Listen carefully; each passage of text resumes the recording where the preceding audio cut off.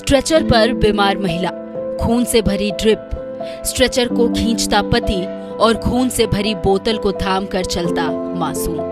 इंसानियत पानी पानी हो गई जब संवेदनशीलता पर बेशर्मी हावी हो गई। अस्पताल में मरीज की बेकदरी को दर्शाती ये तस्वीर यूपी के झांसी के सरकारी अस्पताल की है, जहां जिंदगी और मौत से जूझती महिला को ले जाने के लिए ना कोई कर्मचारी था, ना देखभाल करने के लिए कोई स्वास्थ्यकर्मी। ऐसे में पति ने स्ट्रेचर खींचा तो मासूम बेटे ने खून से भरी बोतल थामी। इस तस्वीर के सामने आते ही बवाल मच गया। यूपी में सीएम योगी के स्वास्थ्य मॉडल पर सवाल उठने लगे। एक महिला मरीज के साथ हुए अमानवीय बर्ताव की कहानी बताती इस तस्वीर की पूरी कहानी जान लेते हैं। झांसी की रानी लक्ष्मीबाई का जब जिक्र होता है तो उनकी शौर्य और साहस की गाथाएं याद आ जाती है, लेकिन उन्हीं के नाम पर बने झांसी के महारानी लक्ष्मीबाई मेडिकल कॉलेज में महिला मरीज की तस्वीर ने प्रशासन की लापरवाही की कलाई खोलकर रख दी। अस्पताल प्रशासन के निकम्मेपन को उजागर कर दिया। दरअसल मध्य प्रदेश के छतरपुर की रहने वाली शकुंतला देवी को आंत में इन्फेक्शन के चलते मेडिकल कॉलेज में एडमिट किया गया था। महिला में खून की कमी थी, ऐसे में उसे खून चढ़ाया गया। खून की बोतल पूरी चढ़ पाती उससे पहले ही महिला को एक्सरे के लिए रेडियोलॉजी विभाग भेज दिया गया। हद तो तब हो गई जब नर्सिंग स्टाफ ने खून की बोतल 9 साल के बेटे को पकड़ा दी और पति को स्ट्रेचर खींचने के लिए बोल दिया। बेबस पति स्ट्रेचर खींचकर चलता रहा तो मासूम खून की बोतल लिए। नर्सिंग स्टाफ की इस संवेदनशीलता का वीडियो आने के बाद हड़कंप मच गया। यूपी के पूर्व मुख्यमंत्री अखिलेश यादव ने योगी सरकार को निशाने पर ले लिया। अखिलेश ने यूपी के स्वास्थ्य मंत्री ब्रजेश पाठक को इशारा करते हुए लिखा, नाम पट्टी तक सीमित उत्तर प्रदेश के स्वास्थ्य चिकित्सा मंत्री जी के सूचनार्थ अगर कहीं है तो। वहीं यूपी कांग्रेस ने भी सोशल मीडिया पर तस्वीर शेयर करते हुए लिखा, मासूम बच्चा बीमार मां की खून की बोतल पकड़े चल रहा है, पिता स्ट्रेचर लेकर खींच रहा है। ये देखकर किसी भी संवेदनशील व्यक्ति का दिल पसीज जाएगा, लेकिन सरकार का नहीं, क्योंकि इन्हें जनता से ज्यादा कमीशन की चिंता है। ऐसे असंवेदनशील सरकार को हटाकर ही जनता को उसका हक मिल सकता है। सोशल मीडिया पर अस्पताल की थू-थू हुई और सरकार पर सवाल उठे तो स्वास्थ्य महकमा जागा और एक्शन में आते हुए मेडिकल कॉलेज प्रशासन ने 5 कर्मचारियों की सैलरी रोक दी, जबकि आउटसोर्सिंग कर्मचारियों को नौकरी से निकाल दिया। वहीं डी ग्रुप के एक कर्मचारी को सस्पेंड कर दिया गया।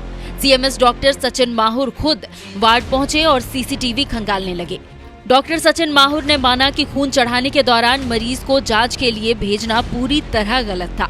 उन्होंने बताया कि मामले की जांच की जा रही है। जांच पूरी होने तक दोषी कर्मचारी की सैलरी रोक दी गई है। अन्य किसी कर्मचारी के दोषी पाए जाने पर उसे बख्शा नहीं जाएगा। हमारे संज्ञान में आई कोई महिला यहाँ वार्ड नंबर 2 में भर्ती थी। उसका किसी इन्वेस्टिगेशन होना था, उसके लिए जब उसको मरीज को शिफ्ट कराया जा रहा था तो वार्ड बॉय ने जाकर मरीज के अटेंडेंट ही उसे ले जा रहे थे। ये घटना समाचार पत्रों में प्रकाशित हुई। उसका संज्ञान में लेते हुए मैंने मुख्य चिकित्सा अधीक्षक को कहा कि तुरंत इसकी पूरी जांच करें और तुरंत जांच करने के बाद जो हमें प्रथम दृष्टया समझ में आया उसके हिसाब से हम लोगों ने उसमें कार्रवाई करी है। उस कार्रवाई में हम लोगों ने वहां पे जो उस समय मौजूदा ड्यूटी पे थे, जिनकी ड्यूटी थी, जो वार्ड बॉय थे, उनको निलंबित किया गया है।